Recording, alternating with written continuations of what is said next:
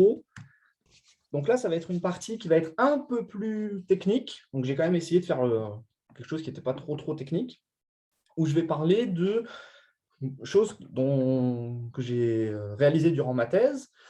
OK, donc je vais parler. Donc tout à l'heure, on a vu en gros les bases de la proba et comment faire pour arriver du discret, donc de décrire un truc avec un système discret qui était nos marches aléatoires de tout à l'heure avec les plus 1 et moins 1, pour arriver à quelque chose de continu qui était le mouvement brownien. Et je vous ai dit, bah tiens, ça, c'est des questions qu'on essaie de se poser en physique statistique. Et donc, je vais prendre un exemple de système physique, qui est donc la chaîne d'oscillateurs harmoniques, que je vais soumettre à un bruit, et on va essayer de comprendre certaines propriétés de cette chaîne. Donc là, ça paraît un petit peu compliqué, mais on va essayer de voir tout ça ensemble. Alors, donc, évidemment, hein, comme d'habitude, si vous avez des questions, il ne faut pas hésiter à m'interrompre. Alors, tac. Donc, dans les années 50, notamment en 1953, la première expérience numérique qui a été faite avec des particules qui interagissent entre elles, il y avait 64 particules. Donc aujourd'hui, ça nous paraît dérisoire, hein, parce qu'on fait des simulations à beaucoup plus de particules. Mais elle a été faite par Fermi, Pasta, Ulam et Tsinghou. Et à partir de là, en fait, on s'est rendu compte que on a essayé de comprendre la diffusion d'énergie dans les systèmes physiques, et plus particulièrement dans ce qu'on appelle les chaînes d'oscillateurs anharmoniques. Donc, je vais revenir dans quelques minutes sur ce que c'est. Là pour le moment, ce n'est pas le plus important. Et donc, en fait, essayer de comprendre la diffusion d'énergie, qu'est-ce que ça veut dire? Ça veut dire que vous partez d'une échelle microscopique. Donc, par exemple, vous avez un système là qui est délimité par un cercle. Vous avez plein de particules qui sont donc délimitées qui sont représentées par les petites billes rouges. Et vous vous dites, est-ce que je peux arriver à avoir des propriétés macroscopiques, donc c'est-à-dire à notre échelle, à partir de cette description microscopique du système? Donc, il y a eu énormément d'études qui ont été faites. J'ai choisi volontairement d'en mentionner peu, parce que c'est celles auxquelles je vais m'intéresser, mais je pourrais en parler d'autres si ça intéresse des gens. Donc, pour comprendre la diffusion d'énergie dans les systèmes, la théorie la plus importante qui a été faite sur les dernières années, ça a été la théorie formelle de Spohn en 2014, qui fonctionnait de la manière suivante. Il disait, vous partez d'un système microscopique, qui est ici, et vous supposez qu'il y a certaines quantités qui sont conservées. Par exemple, l'énergie. Qu'est-ce que ça veut dire que l'énergie est conservée? Ça veut dire que l'énergie à l'instant initial, c'est la même qu'à l'instant petit t, où t, il est dans R+. Donc, vous supposez par exemple que l'énergie est constante, que la somme des vitesses est constante. Vous supposez que vous avez seulement des interactions locales, c'est-à-dire qu'une particule n'interagit pas avec beaucoup d'autres, mais juste avec une ou deux copines à côté. Alors, en fait, vous pouvez avoir des descriptions de l'énergie pour ce système-là. Et ces diffusions d'énergie vont vérifier certaines équations. C'est-à-dire que vous pouvez montrer que l'énergie de ces systèmes, à l'échelle macroscopique, va vérifier certaines équations, type équation de la chaleur, type équation de la chaleur fractionnaire, etc. etc. Mais ça, c'est une théorie formelle. Donc Spohn, c'est un très grand mathématicien, et physicien également. Mais cette théorie, elle était formelle, donc il y avait des arguments, on comprend quand on lit la théorie oui, on comprend pourquoi ça semble marcher, mais il y a très peu de résultats théoriques, donc j'ai décidé ici d'en évoquer un, c'est celui de Jara, Komorowski et Ola, qui, à partir d'un système physique microscopique, ont réussi à montrer que l'énergie de ce système, elle vérifie une équation fractionnaire d'exposant 3/4. Donc, il y a eu d'autres théories depuis, faites par Bernardin, Gonzalez, etc., d'autres, Simon, d'autres. Mais j'ai décidé de parler de celle-ci parce que c'est celle-là que je vais présenter aujourd'hui, parce que ce que j'ai fait, c'est en lien avec ça. Donc ça, c'était les motivations. Histoire qu'on parle tous le même langage, je vais faire une petite slide pour évoquer ce que moi j'appelle microscopique, ce que j'appelle mésoscopique, etc. Parce que selon d'où on vient, on ne parle pas tous le même langage. Donc moi, ce que j'appelle microscopique, c'est lorsque le système de particules, donc c'est-à-dire ce truc-là, à gauche, là, il est régi par les lois de Newton. Donc, je rappelle, les lois de Newton, qu'est-ce qu'elles nous disent? En gros, elles nous disent, dérivée de la position, c'est la vitesse. Bon, je prends les masses égales à 1, comme ça, on ne s'embête pas, mais dérivée de la position, c'est la vitesse. La dérivée de la vitesse, c'est la somme des forces qui s'appliquent sur cette particule. Donc, à l'échelle microscopique, vous avez un très, très, très, très grand nombre de particules, et chaque particule a une équation pour sa position et pour sa vitesse, ou pas, plutôt pour son accélération. Donc, vous avez un très grand nombre d'équations. Et en fait, au moyen de ce qu'on appelle limite cinétique, donc je ne rentre pas plus dans le détail maintenant parce que je vais l'évoquer dans quelques minutes, mais au moyen de limites cinétiques, c'est-à-dire que vous allez faire du scaling en temps, vous allez faire du scaling en espace, vous allez pouvoir arriver à ce qu'on appelle une échelle mésoscopique, où là, vous allez pouvoir choper non plus des équations pour chaque particule, mais une équation qui va modéliser votre système. Typiquement, équation de Boltzmann, on peut citer Vladov-Poisson, on peut en citer d'autres. Moi, j'ai décidé de citer l'équation de Boltzmann parce que c'est celle-là que je vais utiliser dans l'exposé. Alors, comment est-ce que je peux... Quelle est la différence entre à gauche et à droite? À gauche, comme je vous ai dit, vous avez plein de particules, et chaque particule, vous avez plusieurs équations pour sa position, pour sa vitesse. Ou alors pour sa vitesse, son accélération, ça dépend comment vous parlez. Et à droite, vous avez une équation. Et en fait, F, elle représente quoi? F en TXV, ça représente la probabilité qu'une particule soit à l'instant T, à la position X, avec la vitesse V. Donc en fait, ici, vous avez une équation qui va complètement représenter votre système, tandis qu'à gauche, vous en aviez pas une infinité, mais un très très grand nombre. Donc ça, c'est quand même un très gros avantage de la limite cinétique. Je décrirai plus en détail ce que c'est que l'équation de Boltzmann quand on arrivera à celle qui m'intéresse. Et après, quand vous êtes dans l'équation de Boltzmann, vous pouvez vous dire « Ah oui, mais là, en fait, j'ai quand même encore un système qui est fonction à la fois de la position et à la fois de la vitesse. » Ah, du coup, ce que je peux faire, c'est peut-être une nouvelle limite, non pas cinétique cette fois, mais hydrodynamique, qui me permet d'arriver à d'autres équations, type Euler, Navier-Stokes, mais là, moi, j'ai décidé de parler de l'équation de la chaleur, parce qu'une nouvelle fois, je ne parle que de ce qui m'intéresse, enfin, pour simplifier l'exposé, évidemment. Et donc ici, ρ, qu'est-ce que c'est? En fait, ρ, c'est une fois une certaine limite en espace et en temps effectuée, ce qu'on fait, c'est que ρ, c'est en gros l'intégrale de f de l'équation de Boltzmann, dont j'ai pris une certaine limite en espace et en temps. Et ce qui permet qu'à cette étape-là, dans l'équation de la chaleur, je n'ai plus que la position. Okay, donc, je suis parti à gauche d'un système de particules où il y avait plein d'équations. À droite, j'avais une équation qui représentait la probabilité d'être à un instant t avec à une position x et avec une vitesse v, pardon. Et maintenant, en bas, j'ai juste la probabilité d'être à un instant t à la position x. Okay, donc ça me permet d'avoir une description qui est plus macroscopique. Et donc microscopique parce qu'on a plein de particules. Mésoscopique, ça veut dire qu'on a encore une description avec les vitesses. Et macroscopique, on a perdu la vitesse volontairement parce qu'on a fait un scaling. Et donc, vous voyez que quand vous avez un système microscopique et que vous voulez arriver à du macroscopique, c'est un peu compliqué parce qu'il faut passer par l'étape intermédiaire qui est celle de mésoscopique. Ce qu'on aimerait faire, nous, ce serait complètement sauter l'étape Boltzmann ou l'étape Vlasov-Poisson ou d'autres, et de partir de l'échelle microscopique et d'arriver directement à l'échelle macroscopique. Mais alors ça, c'est plus difficile à faire. Et c'est notamment la théorie de Spohn que j'évoquais précédemment. C'est là qu'elle a été, c'est principalement pour cette raison qu'elle a été très importante et entre guillemets révolutionnaire, même si elle n'est que formelle, parce que sa théorie partait du microscopique pour arriver au macroscopique directement, sans passer par l'étape mésoscopique. Donc, ça, c'était globalement les bases, le vocabulaire. Maintenant, on va rentrer de plus en profondeur dans le système qui nous intéresse ici.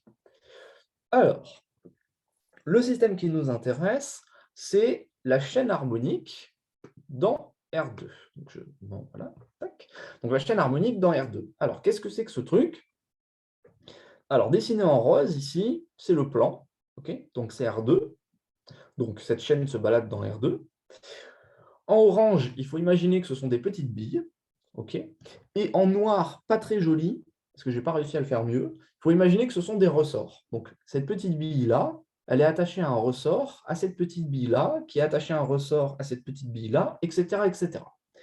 Les petits traits qui sont ici et là, c'est pour dire que vous avez en fait une infinité de particules. Vous voyez, j'ai noté petit x dans une particule. En fait, ce que ça veut dire, c'est que je suppose que j'ai une infinité de particules et que chaque particule, je la numérote dans Z. Donc, petit x ici, il est dans Z. OK? Alors, la première chose qu'on peut faire, c'est essayer de comprendre déjà la description microscopique de ce système avec les lois de Newton. Donc, moi, je suppose que j'ai des interactions locales. Qu'est-ce que ça veut dire? Ça veut dire que la particule que je regarde ici avec ma petite mimine blanche, là, elle n'interagit qu'avec sa copine de gauche et sa copine de droite. OK? Donc, que nous disent les lois de Newton? Les lois de Newton, elles nous disent, donc, comme je suis dans R2, parce que j'ai dit que la chaîne harmonique était dans R2, la position, je la note petit q, donc j'ai Q1 et Q2, et la vitesse, je la note P, okay, c'est une notation à la physicienne, et donc le petit i qui est ici en indice, c'est juste la coordonnée, donc i vaut soit 1, soit 2. Et donc les lois de Newton, qu'est-ce qu'elles me disent? Elles me disent la dérivée de la position de la particule x au temps t, c'est rien d'autre que la vitesse de la particule x au temps t. Okay. La dérivée de la vitesse, c'est la somme des forces qui s'exercent sur la particule petit x. Et en fait, comme la particule, par exemple, que je prends ici avec ma petite main blanche, elle n'interagit qu'avec sa copine à gauche et sa copine à droite, ben en fait, la particule petit x, elle n'interagit qu'avec celle qui est plus 1, donc c'est-à-dire sur la droite, et celle moins 1, c'est-à-dire celle sur la gauche. Okay, donc ça, c'est interaction due à la chaîne harmonique. Et donc ce système, il a été étudié de très nombreuses années, depuis bien 30 ans, je pense, oui, au moins, voire plus. Et alors, ce qu'on aimerait faire, nous, c'est à partir de cette description microscopique, on aimerait obtenir des propriétés macroscopiques, c'est-à-dire, par exemple, comment se diffuse l'énergie dans ce genre de système. D'accord? L'objectif véritable à long terme, ce serait de faire la chaîne qui serait anharmonique. OK? Donc, si je reviens un tout petit peu en arrière, je vous ai écrit ici que depuis l'expérience en 53, ce qu'on aimerait faire, c'est comprendre la diffusion d'énergie dans les chaînes d'oscillateurs anharmoniques. Et moi, ce que je vous ai présenté ici, c'est la chaîne harmonique. Alors, qu'est-ce que ce serait la chaîne anharmonique? La chaîne anharmonique, ici, sur la deuxième équation, vous voyez que c'est linéaire. Mais en fait, la deuxième, si on était avec la chaîne anharmonique, pardon, on n'aurait pas quelque chose de linéaire, on aurait quelque chose de quadratique. Voire même, le plus intéressant serait cubique, etc., etc. Donc, vraiment quelque chose qui n'est plus du tout linéaire, et donc on ne sait plus du tout comment résoudre ces équations-là. Ça devient beaucoup plus difficile dès qu'on n'a plus du linéaire. Donc, du coup, qu'est-ce qu'on fait? Il y a aussi une autre raison pour laquelle on aimerait faire la chaîne... ok, non, on va oublier. Donc, ok, non, la principale... ok, non, ce qu'on aimerait faire, c'est la chaîne anharmonique, pardon pour ce petit bug. On aimerait faire donc la chaîne anharmonique, mais on ne sait pas faire parce que ce n'est pas linéaire. Et donc, qu'est-ce qu'on fait? On fait la chaîne harmonique, qui est celle que je vous présente ici, mais quand même, on se dit, bon, on aimerait étudier quelque chose qui n'est pas linéaire, on le remplace par quelque chose qui est linéaire. Oui, on va peut-être pas avoir quand même on va peut-être pas avoir une très bonne description. Donc, qu'est-ce qu'on fait? On ajoute ce qu'on appelle du bruit. Alors, je vais revenir sur ce que ça veut dire. Donc, epsilon ici, c'est un petit paramètre que je vais faire tendre vers 0. D'accord? Donc, epsilon, c'est ce qu'on appelle l'intensité du bruit. Donc, je suis en petit bruit. Et qu'est-ce que ça veut dire rajouter du bruit? Je vais vous donner des exemples de ce qu'on peut faire.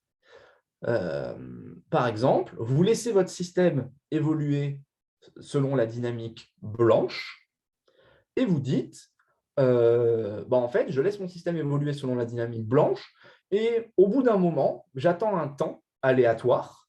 Et quand le temps aléatoire, quand j'arrive à par exemple, voilà, je mets une horloge à côté de moi. Cette horloge, elle sonne tous les temps, tous les temps, mais ces temps-là sont aléatoires. Je la laisse à côté de moi. Et quand elle sonne, je vais dire à la particule X d'échanger sa vitesse avec la particule X plus 1, par exemple, ou avec la particule X moins 1. Ou alors, autre chose que vous pouvez faire, c'est vous pouvez dire, quand l'horloge sonne, je dis à la particule petit x, si ta vitesse c'était 2, maintenant ta nouvelle vitesse c'est moins 2. D'accord? Donc ça, c'est le genre de bruit que vous pouvez introduire. Le bruit que j'introduis, moi, il est un petit peu plus compliqué que ça, mais en fait, son expression n'est pas la plus importante. Okay? Je reviendrai sur réellement les propriétés importantes que doit vérifier le bruit, mais ce qu'il fait physiquement, ce n'est pas ça le plus important. Donc, ce système, il a été introduit par, par Basile, Ola et Komorowski en 2009. D'accord? Et donc, ils ont étudié, à partir de l'échelle microscopique, les propriétés de ce système à l'échelle macroscopique. Quelques années plus tard, il y a des physiciens qui sont, il y a un physicien et une mathématicienne qui sont arrivés et qui ont dit qu'est-ce qui se passe si sur ce système, j'ajoute ce qu'on appelle un champ magnétique et que je l'imagine transverse à mon système. C'est-à-dire, mon système, j'ai dit qu'il vivait dans R2. J'imagine que en fait, mon système qui vit dans R2, c'est juste un sous-espace d'un système dans R3, et je mets un champ magnétique selon la troisième coordonnée. OK? Alors, qu'est-ce que ça implique sur la dynamique? Ça ajoute ce truc-là. Donc, ça ajoute ce petit bout-là. OK? Et donc, qu'est-ce que ça veut dire? Ici, delta, c'est le symbole de Kronecker. Et donc, par exemple, quand I égale 1, celui de droite, il vaut 0, et celui de gauche, il vaut 1. Donc, vous avez plus B fois P2, où B, c'est l'intensité du champ magnétique que vous avez introduit. Et donc, en fait, comme P2, c'est la vitesse de la deuxième coordonnée, un champ magnétique, c'est juste quelque chose qui vous fait tourner les vitesses. OK? Et donc, ils ont introduit ce champ magnétique, et ils se sont aperçus que l'introduction du champ magnétique change de manière très importante les propriétés macroscopiques qu'on va observer dans le système. D'accord? C'est-à-dire que quand Basile, Ola et Komorowski ont étudié ce système, ils ont obtenu certaines propriétés que je vais détailler dans les slides qui arrivent. Et quand Saito et Sasada ont introduit le champ magnétique, ils ont observé des propriétés macroscopiques qui étaient différentes. Et bien sûr, ils se sont toujours placés avec le même bruit et toujours à petit bruit. OK. Ça, pas besoin d'en parler. Bien. Alors, maintenant, qu'est-ce qu'on veut faire exactement? Moi, je vous parle de propriétés macroscopiques depuis tout à l'heure, etc. OK, mais qu'est-ce qu'on veut faire exactement? Alors, ce qu'on veut faire, c'est la chose suivante. Pendant une seconde, on va oublier qu'il y a du bruit. Donc, c'est-à-dire, on va prendre nos équations de tout à l'heure et on va oublier le terme mauve. On l'oublie. Si vous oubliez le terme mauve, alors, en fait, votre dynamique déterministe, elle préserve ce qu'on appelle l'énergie et le moment. Donc, l'énergie d'un système, qu'est-ce que c'est? C'est rien d'autre que l'énergie cinétique, ici, qui est donc la somme des vitesses, le carré de la vitesse, et l'énergie potentielle. Donc, vous voyez, le potentiel, l'énergie potentielle, comme vous avez quelque chose qui est harmonique, vous avez juste des interactions entre la copine de droite et la copine de gauche. Donc, pour ça, vous avez des x plus 1 moins des x moins 1. Et ça vous donne la somme, dans le premier terme, de l'énergie des petites particules. OK ? Et donc, la dynamique déterministe préserve l'énergie, c'est-à-dire que l'énergie est constante au cours du temps. E de t égale E de 0 pour tout t, où t représente le temps. Et le bruit que vous voulez introduire, vous allez faire en sorte qu'il préserve ces propriétés-là. C'est-à-dire que vous voulez que, par exemple, le bruit que vous introduisez ne casse pas la conservation de l'énergie. Par exemple, un exemple que je vous ai donné tout à l'heure, vous attendez un temps aléatoire, et quand l'horloge du temps aléatoire sonne, vous prenez la vitesse et vous la changez en moins de sa valeur. Et bien, comme dans l'énergie, vous avez un carré, que vous ayez P de Tx ou moins P de Tx, comme vous avez un carré, c'est pareil. Donc, vous ne changez pas l'énergie du système. Donc, ce bruit-là, il préserve l'énergie du système. OK ? Il y a une autre quantité qui est préservée par le système déterministe, c'est ce qu'on appelle le moment. Donc, le moment, c'est rien d'autre que dans le cas où on n'a pas de champ magnétique, c'est le plus simple à comprendre, si vous faites B égale 0, c'est juste la somme des vitesses. Le moment, c'est juste la somme des vitesses. Et donc là, vous voulez aussi que le bruit que vous introduisez, il préserve le moment du système que vous introduisez. Vous voulez qu'il préserve le moment du système. Là, par exemple, celui que j'ai donné tout à l'heure, il ne marche pas. Si vous prenez la vitesse et que vous la changez en moins, sa valeur, la somme des vitesses, ce n'est plus la même. Vous avez quelque chose qui a changé. Donc, du coup, il faut faire autre chose. Par exemple, vous pouvez faire l'échange. Vous prenez la vitesse de la particule x, vous la remplacez par la vitesse de la particule x plus 1. La somme, c'est la même. Et l'énergie, c'est pareil, ça ne change pas. OK ? Donc, c'est pour ça que je vous disais tout à l'heure que l'expression dans les équations que j'avais données tout à l'heure, ici en violet, donc les expressions exactes ne sont pas importantes du tout. La chose réellement importante, c'est quelle quantité va conserver le bruit que j'introduis.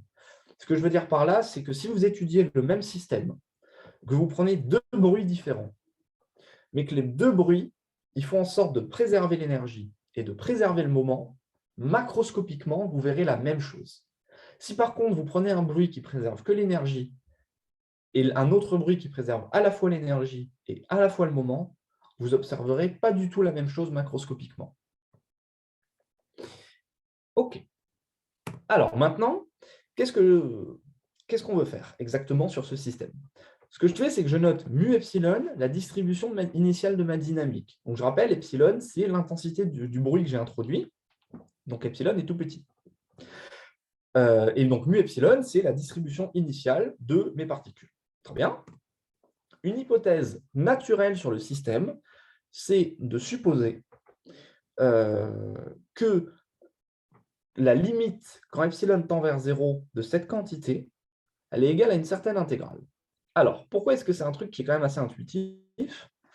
À gauche, il faut voir ça comme une sorte de somme de Riemann, parce que vous avez epsilon qui est tout petit, et vous avez somme sur x de j epsilon x. Donc ça ressemble très fortement aux sommes de Riemann qu'on faisait quand on était petit, c'est-à-dire 1 sur n, somme de fk sur n. OK? Donc c'est complètement ça.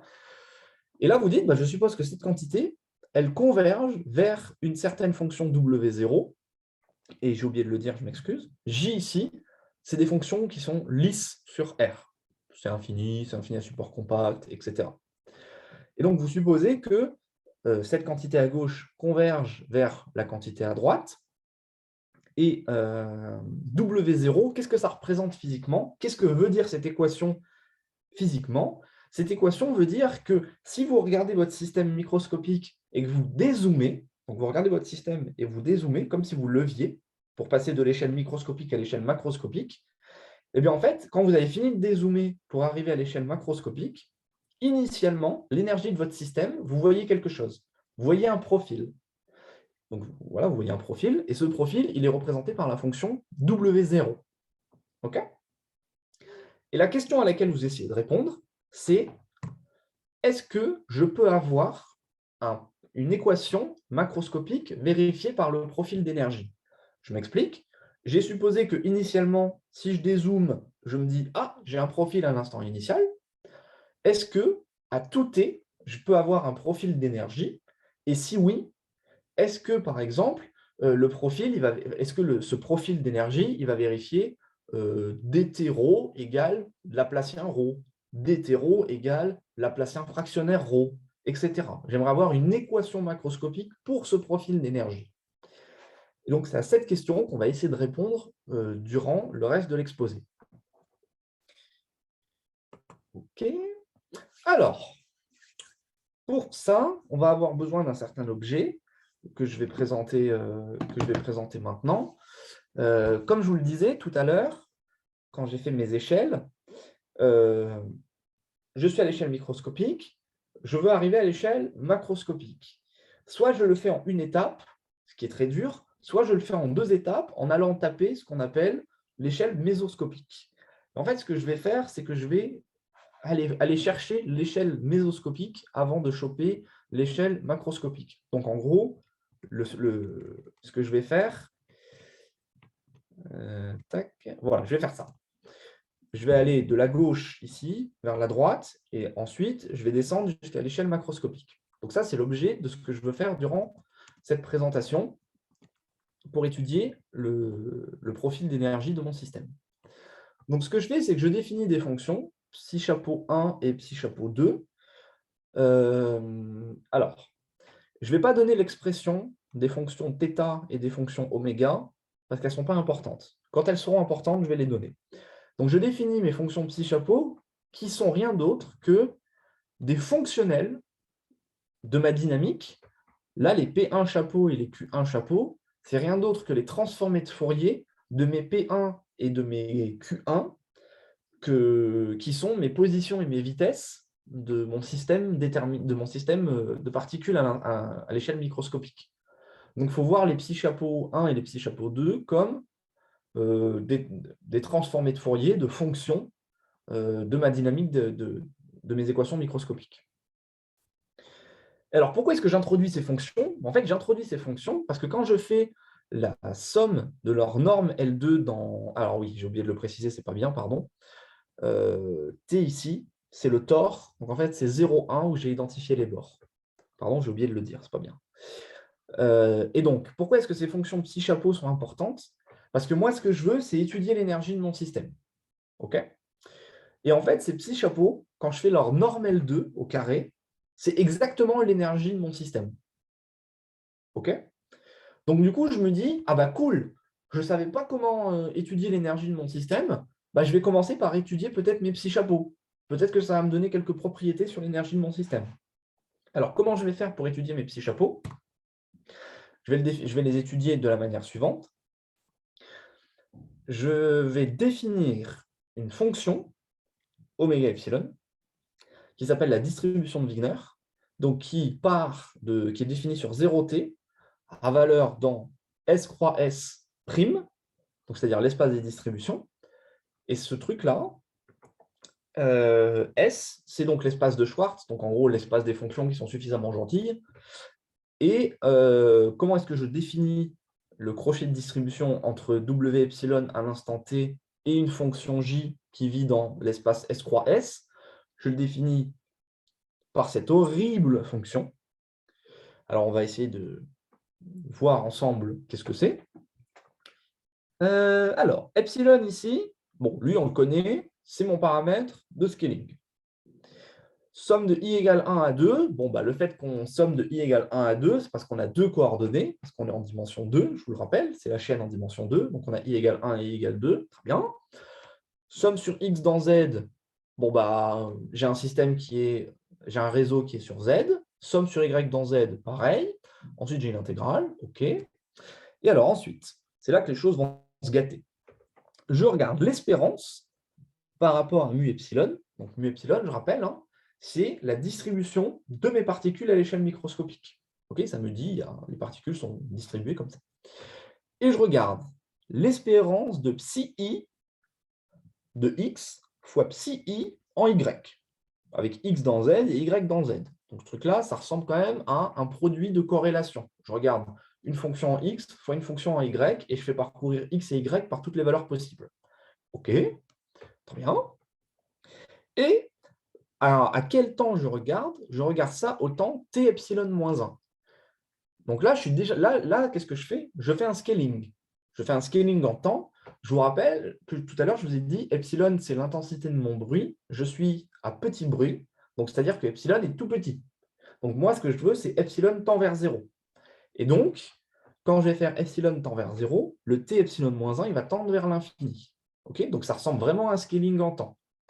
Et ensuite, une fois qu'on a vu la description de l'espérance, on a juste une certaine exponentielle fois la fonction j, prise en une certaine valeur qui est, encore une fois, en epsilon. Donc ça ressemble encore à un scaling en espace. Parfait. Et les psi i qui sont là, c'est juste les transformés de Fourier inverse des psi chapeaux qui sont là. OK? Super. Bon. Bah, jusque-là, ça paraît un petit peu abstrait, mais ce qu'il faut se dire de manière intuitive, c'est je veux comprendre l'énergie de mon système. Les psi-chapeaux sont directement reliés à l'énergie de mon système. Et maintenant, ce que j'ai fait, c'est que j'ai introduit une fonction qui étudie les psi-chapeaux. Bon, bah, apparemment, je suis peut-être bien parti pour arriver à faire ce que je veux, non?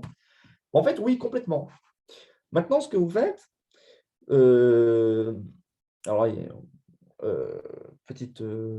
OK. Vous prenez un couple de fonctions qui dépendent juste de la variable sur R. Ah oui, je ne l'ai peut-être pas dit ça. L'espace S ici, c'est l'espace de Schwartz sur R croix le tore. OK, pardon, j'ai oublié de le dire, c'est pas bien. Et là, vous avez les fonctions J qui donc dépendent de l'espace et dépendent de K dans le tore. OK. Moi, ce que je vous dis, c'est vous prenez des fonctions J qui maintenant ne dépendent plus de K. OK. Si vous les prenez qui dépendent plus de K, qu'est-ce qui se passe? L'intégrale par rapport à K, il vous reste juste l'exponentielle de moins 2i pi k fois y moins x. Bah, ce truc-là, c'est toujours nul, sauf si y égale x, vu qu'ici, il n'y a plus de k. Hein. Donc ça, c'est toujours nul, sauf si y égale x. Et si y égale x, bon, bah, l'intégrale, c'est bon, il n'y a pas de problème, ça vaut 1. Et donc, ici, vous allez avoir psi i en x fois psi i en x. OK? Parfait, vous allez avoir le carré. Oh, bah ça, c'est génial. Parce que comme vous allez avoir le carré et que vous faites la somme sur les x, en gros, ce que vous allez avoir, c'est la norme L2 des psi. Et ça, vous savez que la norme L2 des psi, c'est égal à la norme L2 des psi chapeaux. Et donc, en fait, c'est complètement relié à l'énergie de votre système. Et ce que moi, je vous dis, c'est en faisant un petit peu de Taylor, en jouant un petit peu, vous vous apercevez qu'en fait, la distribution de Wigner en une fonction, quand vous prenez des fonctions qui dépendent plus de k, c'est rien d'autre que epsilon fois la somme de l'espérance de l'énergie au temps t epsilon moins 1 fois la fonction j epsilon x. OK? Bah ça, c'est cool, parce que ça ressemble très, très, très fortement à ce qu'on avait tout à l'heure. Tout à l'heure, ce qu'on avait, que je vous disais que ça convergeait à l'instant initial, c'est exactement cette quantité, mais avec t égale 0. Et je vous disais, moi, ce que je veux, c'est comprendre la diffusion de l'énergie dans mon système. Et donc, là, ce qu'on se dit, c'est que pour comprendre la diffusion de l'énergie dans mon système, ce que je vais faire, c'est comprendre comment se comporte la distribution de Wigner quand epsilon va tendre vers 0. Donc ça, c'est ce qui a été fait. Donc ce qui a été montré, c'est que la distribution de Wigner, elle va converger vers une fonction f qui est un couple, f1, f2, qui est solution de cette équation de Boltzmann ici. OK ? Donc en termes mauve, je vais donner l'expression dans une minute. Là, pour le moment, ce n'est pas le plus important à cet instant. Donc la première chose à dire, c'est on était parti de l'échelle microscopique, on avait toutes les descriptions de nos particules, on a fait la limite en epsilon dans la distribution de Wigner, et on a réussi à taper une échelle mésoscopique. Pourquoi est-ce qu'elle est mésoscopique? Parce qu'on a une équation de Boltzmann. Donc super, on a fait un changement d'échelle déjà. Ça c'est cool, c'est ce qu'on voulait faire. Alors maintenant, il faut essayer de comprendre un petit peu qu'est-ce que c'est que cette équation de Boltzmann, là, parce que ça a l'air un peu compliqué. Alors, sur la gauche, on oublie une petite seconde. Imaginez que le terme violet, il est nul. S'il n'y a pas le terme violet, qu'est-ce qu'on a? On a en gros dtf plus v gradient f égale 0. Bon, bah ça, c'est juste une équation de transport. Donc ça, c'est une particule qui va se balader avec une certaine vitesse qui va être donnée par vbk. OK. Et en fait, si jamais vous étudiez le système que je vous ai présenté sans le bruit, si vous vous rappelez, il y avait les équations blanches plus le terme en mauve, qui était epsilon fois le bruit. Si vous n'avez pas ce terme mauve, et en fait, l'équation de Boltzmann que j'ai écrite ici, elle n'a pas le terme mauve non plus. Et donc, en fait, la dynamique déterministe vous donne du transport. Et alors ça, c'est tout à fait logique, parce qu'en fait, si vous n'avez pas de bruit, vous avez des interactions uniquement locales, OK ? Et donc, en fait, quand vous faites une limite, les particules n'entrent en collision avec personne, et donc elles ne font juste que se transporter d'un bout de la chaîne à l'autre. C'est pour ça que vous n'avez pas pour ça que vous avez une équation de transport. Si maintenant vous ajoutez le bruit, vous avez le terme violet en plus. Et donc, si vous changez le bruit, le terme violet, il est différent. OK ? Et donc, ces résultats, ils ont été montrés dans 2 cas.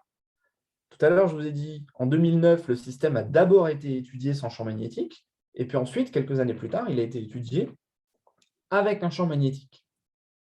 Et donc, la question intéressante, déjà, à laquelle on essaye de répondre, c'est est-ce que dans l'équation de Boltzmann, il y a une vraie différence que le champ magnétique soit présent à l'échelle microscopique ou non? La réponse est donnée dans les équations. LB, qui est sur la droite de l'équation de Boltzmann, il est donné par cette expression horrible ici. Cette expression, je ne vais pas la commenter en l'état, je vais la commenter plus tard. Donc, comme vous voyez, j'ai donné les expressions des θ et de V, pas de RKK', parce que RKK', c'est une fonction qui ne dépend pas de B. Je peux vous donner son expression. RKK', c'est juste sinus carré pi k fois sinus carré pi k'. C'est juste ça. Donc, ce n'est pas très, très important de la connaître pour le moment. Par contre, ce qui est très, très important, c'est de voir que dans le cas où vous avez un champ magnétique, donc c'est-à-dire que vous avez B non nul, les expressions de VB et des θ carrés sont données par ce que j'ai écrit ici. Et si jamais vous voulez l'équation qui a été trouvée historiquement par Basile, Komorowski et Olah, bah vous prenez les fonctions VB et θ carré, enfin et θ, et vous faites B égale 0. La première chose qu'on s'aperçoit, c'est que les θ, ils sont égaux à 1,5. Enfin, les θ carrés sont égaux à 1,5. OK, ils sont constants. Et par contre, VB, il y a quelque chose qui est important, c'est que si B égale 0, vous vous retrouvez avec sinus fois cos sur du racine de sinus carré. Et donc, en fait, quand vous allez vous amuser à faire des dérivés, bah, en fait, vous allez avoir quelque chose qui ne va plus être dérivable quand k va être proche de 0 ici. Et donc ça va jouer un rôle qui va être extrêmement important. Je vais le détailler plus tard. Et ça va jouer un rôle qui va être extrêmement important pour le comportement macroscopique du système. OK. Donc ça, c'est juste la description de l'équation de Boltzmann dans les différents cas. Alors, oui. Avant de... Donc, OK. Donc là, on est à l'échelle mésoscopique. On n'a pas encore atteint notre objectif. Notre objectif, c'est l'échelle macroscopique. Donc, du coup, ce qu'on va faire, c'est qu'on va essayer de passer de l'échelle mésoscopique à l'échelle macroscopique. Et avant de faire ça, j'ai besoin de revenir quelques instants sur un processus aléatoire que je pense pas mal d'entre vous ne connaissent pas. C'est ce qu'on appelle les processus de Lévy stables, ou processus de Lévy, si vous voulez. En l'occurrence, je fais plus, là, on va parler des stables, mais si vous voulez appeler ça Lévy, ce n'est pas faux dans notre contexte. Vous prenez alpha, un réel qui est compris entre 1 et 2, une mesure sur R étoile, qui est donnée par, dont la densité est donnée par R puissance moins alpha moins 1. OK ? Vous avez 2 propriétés qui sont importantes. C'est que l'intégrale par rapport l'intégrale de la fonction min de 1R carré par rapport à cette mesure est finie. Et par contre, cette mesure n'a pas de moment d'ordre 2. Donc, c'est-à-dire que l'intégrale de R carré est égale à plus l'infini. Ça, c'est important. OK. On dit que YQ est un processus de Lévy. Si et seulement si, en gros, il vérifie cette expression-là. OK. Bon, ça, c'est une expression. Très bien. Et alors, ce qu'on fait, c'est qu'on définit ρ de TU qui est égal à l'espérance de ρ0 appliquée en YU de T, où ρ0 c'est une fonction lisse. Ça doit vous rappeler ce que j'ai fait tout à l'heure pour le brownien. Tout à l'heure, si vous vous rappelez, pour le brownien, je vous avais dit, si je définis ρ de TU égale l'espérance de ρ0 BU de T, j'obtiens la solution à l'équation de la chaleur. OK ? Là, un processus de Lévy, c'est la solution à l'équation de la chaleur, mais fractionnaire. C'est-à-dire que vous n'avez plus dt ρ égale Laplacien ρ, vous avez dt ρ égale moins Laplacien fractionnaire appliqué en ρ. OK ? Et si vous faites alpha égale 2 dans la quantité ici en blanc, ben en fait, vous retombez sur le processus du mouvement brownien, en fait. OK ? Et donc, le alpha qui est ici dans l'équation blanche, c'est le alpha de la mesure de Lévy. Hein. Okay. Donc, un processus de Lévy, il faut voir un processus de Lévy comme un processus, un peu comme un mouvement, enfin, non, pas du tout, enfin, oui, un peu comme un mouvement brownien, mais qui, lui, n'induit pas de la diffusion comme l'équation de la chaleur. Ça va plus donner l'équation de la chaleur fractionnaire. Quoi. OK. Alors, vous me voyez venir, hein, évidemment, si je vous parle de processus de Lévy et que je vous parle de Laplacien fractionnaire, c'est qu'évidemment, quand je vais faire mon équation de Boltzmann et que je vais faire une limite, je vais certainement taper un Laplacien fractionnaire. C'est un peu ce qui va se passer. Alors, on va parler donc maintenant de... On va essayer d'arriver à comprendre la limite de l'équation de Boltzmann, de l'échelle mésoscopique à l'échelle macroscopique. On va essayer de faire ça. Donc ça, la première ligne, c'est le générateur, non, c'est le terme collisionnel de mon équation de Boltzmann. Donc c'était le terme qui était en mauve. En jouant avec le fait que tout est positif, parce que j'ai un carré ici, j'ai un autre carré là, et RKK', je vous ai dit que c'était un produit de sinus carré, en jouant avec le fait que tout est positif dans l'intégrale, ce que je peux faire, c'est que je peux réécrire ça comme une certaine fonction qui dépend de K et de I, fois un certain noyau de probabilité que j'appelle PB. OK ? Et ça, en fait, c'est ce qu'on appelle, nous, probabilistes, un générateur de processus de saut. Qu'est-ce que c'est que ce bazar? Alors, on va voir ça.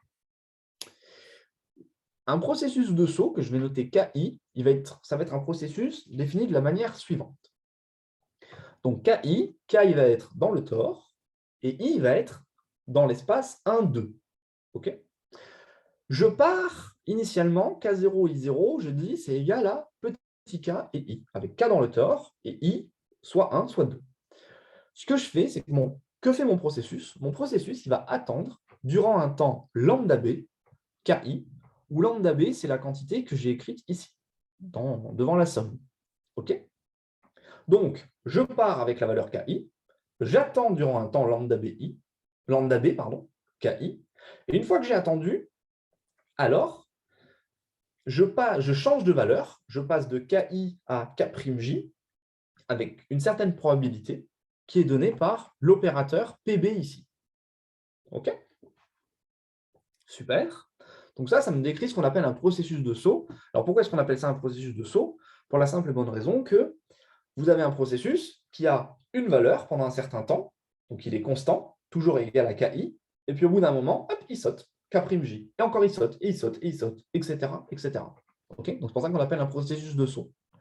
Par exemple, un mouvement brownien, ce n'est pas un processus de saut, ce n'est pas un processus qui a une certaine valeur et qui d'un coup saute. OK? Alors, ce que je vais faire, moi, c'est que je vais définir un processus qui va être ZUT, qui est égal à cette quantité-là. Alors, qu'est-ce que c'est que ce bazar? Tout à l'heure, je vous disais, dans mon équation de Boltzmann, j'ai une particule. Donc, mon équation de Boltzmann, c'était dTf plus VB égale L, où L, c'est l'opérateur que j'ai écrit ici en blanc. ZU de T, qu'est-ce que c'est? C'est la position de ma particule à l'instant T, sachant que je suis parti de petit u, où u est dans R. Pourquoi est-ce que je vous dis ça? Parce que là, en fait, je suis en train de dire que ZU de T, c'est U plus l'intégrale de la vitesse. OK?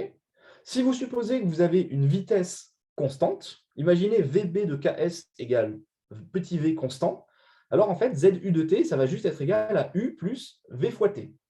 Donc c'est V de la vitesse fois le temps, donc ça vous fait la distance, et donc ça vous donne bien la position de la particule à l'instant T, sachant que je suis parti de petit u. OK. Et alors, qu'est-ce que je peux faire Donc là, j'ai défini 3 processus stochastiques. Le premier qui est un couple, qui est KI, ça en fait 2, mais c'est un couple. Le troisième qui est Z, où Z, c'est la position de la particule à l'instant T. Et vous voyez que la vitesse, bien, elle change en fait. La vitesse, vous prenez la vitesse en KS. Donc en fait, la vitesse va être constante égale à K, puis vous allez durant un certain temps, puis d'un coup vous changez, vous avez V de K', puis vous restez à cette vitesse pendant un certain temps, puis vous changez, puis vous restez à cette vitesse pendant un certain temps, etc. etc. Et alors, la solution de mon équation de Boltzmann, je peux réécrire mon f qui était solution de l'équation de Boltzmann comme f de TUK égale l'espérance, sachant qu'à l'instant initial, je suis parti de petit k et i, de ma condition initiale pris en tous les processus. Alors ce truc-là, c'est horrible à lire. On est d'accord. Mais c'est un truc qu'on connaît bien maintenant. Parce que c'est exactement ce qu'on avait tout à l'heure quand on faisait du mouvement brownien. quand on faisait du mouvement brownien, on disait, ah, bah, en fait, f de tu, c'est l'espérance de ma condition initiale prise en mon mouvement brownien. Bah, en fait, en blanc, c'est exactement la même chose, sauf qu'au lieu d'avoir un mouvement brownien, ce que j'ai, c'est un triple processus, K, I, Z. Donc, c'est juste beaucoup plus compliqué à écrire. Mais sinon, la logique est la même. Je prends l'espérance de ma condition initiale de mon processus. C'est pareil. OK. Alors, tac, tac, donc OK. On peut faire une petite explication physique de ce qui se passe. Donc, je vous ai dit que lambda B, ça représentait le temps d'attente. VB, c'est la vitesse.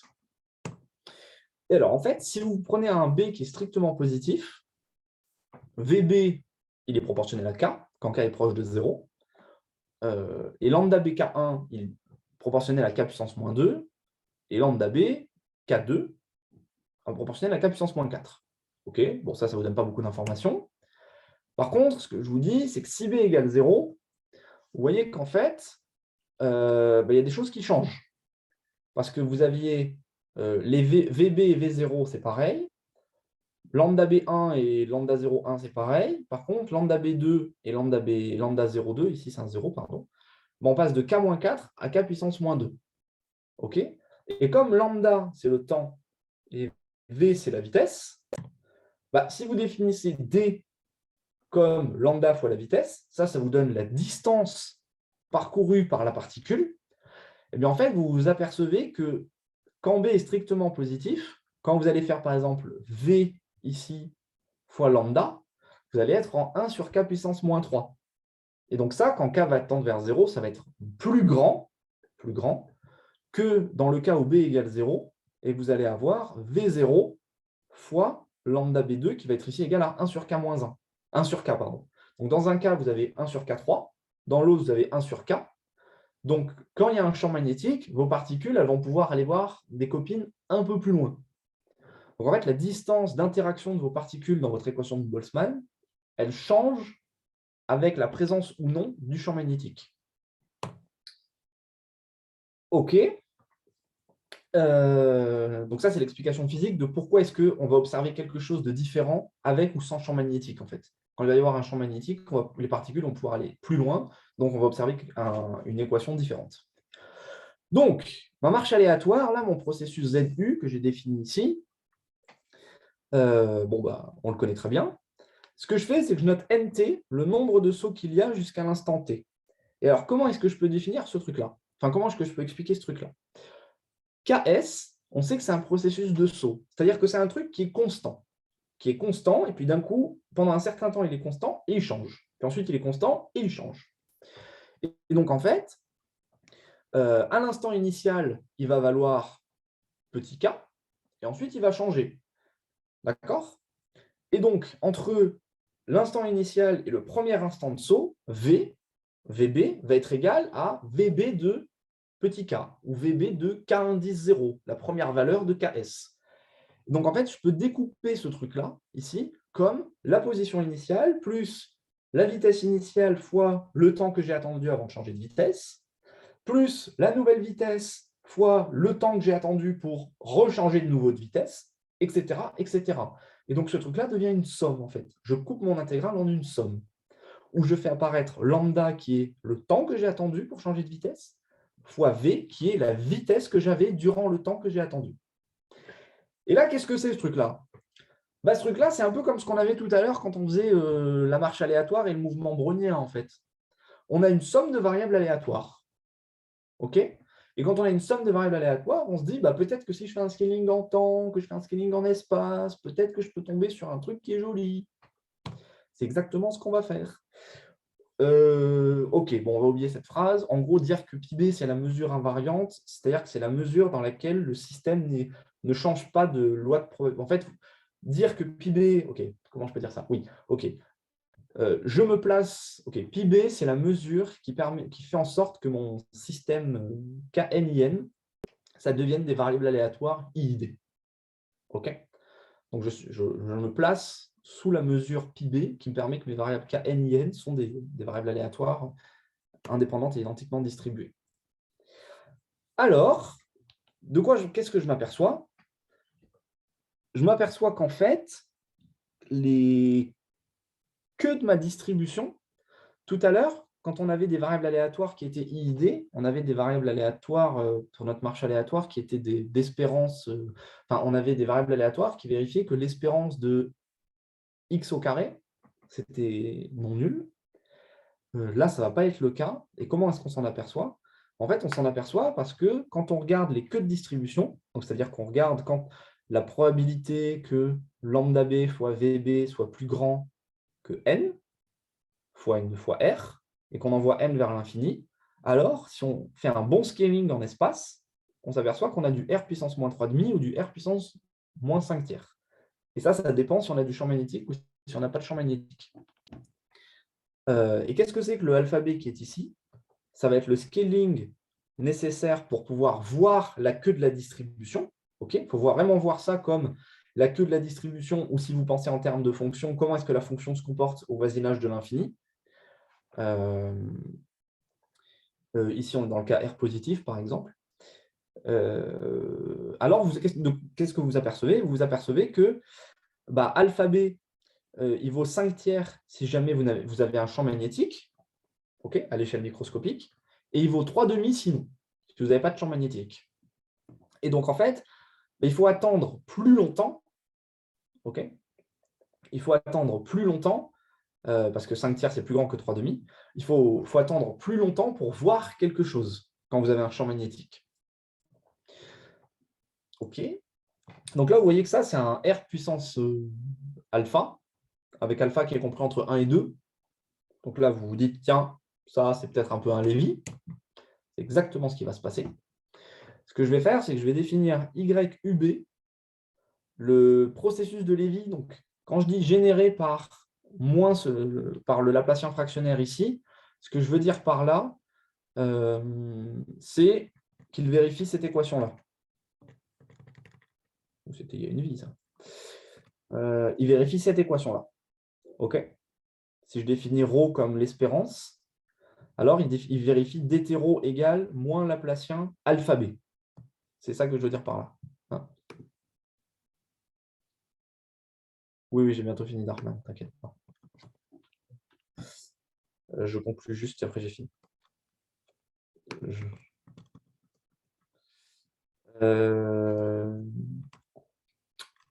Voilà. OK. Donc, ce que vous pouvez faire, ce que vous pouvez montrer, c'est que quand vous faites un scaling pour votre processus Z, que vous scalez en temps en n puissance alpha bt, que vous scalez le temps, alors en fait, vous allez converger vers votre processus de Lévy. Et donc, en fait, ce que ça veut dire qu'à l'échelle macroscopique, vous allez observer ce qu'on appelle une équation de la chaleur fractionnaire. Donc, vous allez observer dθ égale le Laplacien fractionnaire appliqué en alpha b sur, Laplacien fractionnaire d'exposant alpha b sur 2, appliqué en ρ. Et donc, ensuite, ce que vous pouvez montrer, c'est que votre équation de Boltzmann, la solution de votre équation de Boltzmann, elle va converger vers cette équation de la chaleur fractionnaire, en fait. Donc, en fait, ce qu'il faut comprendre, c'est que votre équation de Boltzmann se réécrit comme un certain processus, comme l'espérance d'un certain processus. Ce processus qui est Z, il se comporte comme un certain Lévy. Ce Lévy, il est généré par un Laplacien fractionnaire d'un certain exposant. Et ça, en fait, ça implique que votre équation de Boltzmann, elle va converger vers un Laplacien fractionnaire qui est exactement celui de votre processus de Lévy, en fait. Et donc ça a été le résultat. Donc ça, c'est un résultat qui a été prouvé donc, pour b égale 0 et pour b non nul. Et vous voyez que, par exemple, pour b égale 0, vous avez un Laplacien fractionnaire alpha b sur 2 qui vaut 3/4. Et quand b est non nul, vous avez un Laplacien fractionnaire qui vaut 5/6. Donc, c'est ce que je vous disais initialement. Quand vous avez un champ magnétique, vous observez quelque chose macroscopiquement qui est différent de quand vous n'avez pas de champ magnétique, en fait. Je pense que je vais m'arrêter là. Je pense. Oui. n'aura pas le temps de parler du